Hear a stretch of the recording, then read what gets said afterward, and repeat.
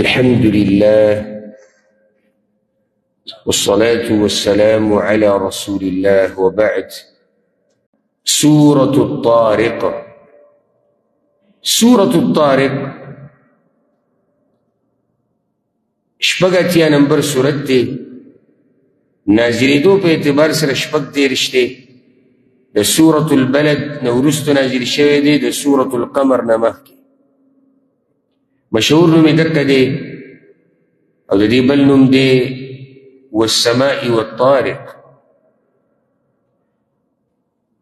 او رسول صلی الله علیه وسلم به لږ ساعت مخکې ما تاسو ته ووایي چې کله ناکله د ماسخوتن په مانځه کې کم سورت وي، سورة البروج او سورة الطارق. ولس په دې کې آیتونه دي او دا مکی سورت دی. مقصد د سورت هغه دا دی چې ای انسانه ته به خپل رب ته مخامخ کېږي، ته به خپل رب ته مخامخ کېږي او الله رب العزت به تا نه تپوس کوي. دغه شان په دې کې د الله رب العزت د توحید دلایل هغه بیان شوي دي. بسم الله الرحمن الرحيم والسماء والطارق. قسم دے پاسمان او د شپې په راتلونکي ستوري باندې. الطارق هغه ستوري چې د شپې راښکاره کېږي، د شپې رڼا کوي. وما أدراك ما الطارق. او څه پوه کړی ته چې څه دی د شپې راتلونکی ستوری. النجم الثاقب ستوری دی ځلیدونکی. دا طارق چې دی دا ستوری دی ځلیدونکی، دا چې الله رب العزت پې قسم وکړ. النجم الثاقب كأنه يثقب الظلام. دی په دې تیاره کې لکه سوری غونته کیکۍ او رڼا راښکاره کوي، ځکه دې ته ثاقب ویلی کېږي. النجم الثاقب. إن كل نفس لما عليها حافظ. نشتی هیڅ یو نفس مګر شتي په هغه باندې ساتونکی. څه مطلب دی؟ هر انسان اعمال ساتلی کېږي، د هر انسان اعمال نوټ کېږي. داسې نه ده چې تاسو راځئ او مزید او خوراک څښاک او بیا به مرګ راشي او قصه به ختمه شي. الله وایي دا هر څه ساتلی کېږي، الله یې ساتي کوي. فلينظر الإنسان مما خلق. نو ودې ګوري انسان چې د څه نه پیدا شوی دی. دا چې منکر دی وی الله بیا مانی شي راپاڅولی که نه، یا دا د الله سره چې نور برخداران جوړ کړي دي. خصوصا دی عموما هر انسان دی کې سوچ وکړي چې دی د څه نه پیدا دی. خلق من ماء دافق. پیدا شوی دی د اوبو ټوپ وهنکنا. يخرج من بين الصلب والترائب. روزي د منځ د ملا او د سینې نه. ملا د سړي او سینه د زنانه، او روزي د منځ د ملا او د سینې د اډوکو نه مطلب دا دی.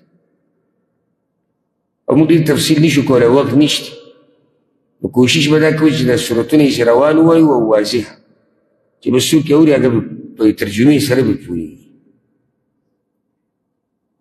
انسان د نارینه د ملا د طرف نه د اوبه تلي دي، زنانه د سینې د طرف نه بیا دا یو ځای شوي دي او دا انسان چې پیدا شوی دی. ښه نو کوم رب چې پیدا کړی دی الله وایي إنه على رجعه لقادر. یقینا هغه الله پر واپس کولو د ده باندې خامخا قادر دی. کله به یې راواپس کوي. یوم تبلی السرائر. هغه ورځ چې راښکاره به شي پټ رازونه ډېره سخته ورځ ده سینو کې دننه څه پراته دي د شپې په تیارو کې موږ څه کړي دي خوا کې هم چې څوک نه و موږ څه کړي دي پټ پټ معاملات ټول به راښکاره کړي فما له من قوة ولا ناصر نو نه به یې دله رئیس طاقت او نه مرسته کوونکی والسماء ذات الرجع قسم دې په اسمان چې خاوند د باران دی راواپس کېدونکی دی یعنې بار بار په موږ اوبه راوروي والارض ذات الصدع او قسم دې په ځمکه چې چاودونکې ده وچاودي نو فصل ترې راوځي إنه لقول فصل چې یقینا دا قرآن خامخا وینا ده جدایي راوستونکي څنګه جدایي راوستونکي د حق او د باطل په منځ کې چې دی نو دا جدایي راولي الله رب العزت دا قسمونه د دې دپاره وکړو چې دا معمولی کلام د الله رب العزت نه دی وما هو بالهزل او نه دی دا د ټوغو خبرې انهم یکیدون کیدا یقینا دوی چلونه کوي چلونه ولې چلونه کوي د حق د منع کولو به کوشش نه کوي واکید کیدا او زه چل کوم چل